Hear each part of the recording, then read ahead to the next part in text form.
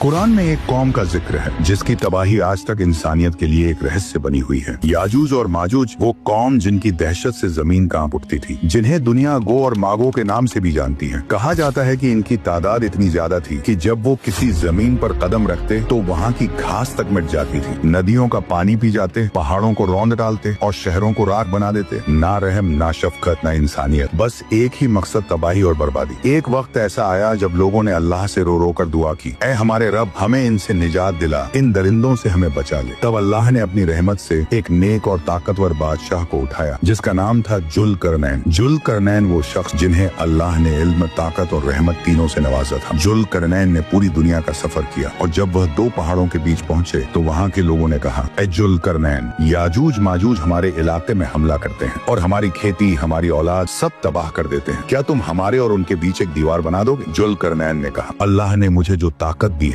मैं उसका इस्तेमाल तुम्हारी हिफाजत के लिए करूंगा। उन्होंने पहाड़ों के बीच ऐसी मजबूत, भारी और विशाल दीवार बनाई, इतनी मजबूत कि याजूज माजूज ना उसे तोड़ पाए, ना उस पर चढ़ पाए और फिर सदियां बीत गईं। वो दीवार आज भी कहीं मौजूद है मगर कोई नहीं जानता कहाँ है। कुछ कहते हैं कि वो कॉकस पर्वतों के बीच है, कुछ कहते हैं तुर्किस्तान के पास है और कुछ इसे धरती की गहराई में छिपा मानते हैं। मगर इतना तय है, वो दिन आएगा जब यह दीवार टूट जाएगी और जब टूटेगी तो लोग डर से भागेंगे। हर तरफ तबाही और खून होगा। फिर हजरत ईसा अलैहिस्सलाम आएंगे और अपने साथियों के साथ पहाड़ों पर शरण लेंगे और अल्लाह से दुआ करेंगे। तब अल्लाह एक कीड़ा भेजेगा जो याजूज माजूज की गर्दनों में घुस जाएगा और वे सब एक ही रात में मर जाएंगे। सुबह जब सूरज निकलेगा धरती लाशों से भर चुकी होगी, उनकी बदबू से हवा तक सड़ जाएगी। तब अल्लाह परिंदों को भेजेगा जो उनकी लाशों को उठा ले जाएंगे। फिर एक तेज बारिश होगी जो पूरी जमीन को धो डालेगी। हवा साफ हो जाएगी और जमीन फिर से हरियाली से भर जाएगी। याजूज माजूज का यह वाकया कयामत की बड़ी निशानियों में से एक है और यह याद दिलाता है कि चाहे कोई कितनी भी ताकतवर क्यों न हो, अल्लाह की कुदरत के आगे सब कमजोर हैं। बेशक अल्लाह हर चीज पर कादिर है।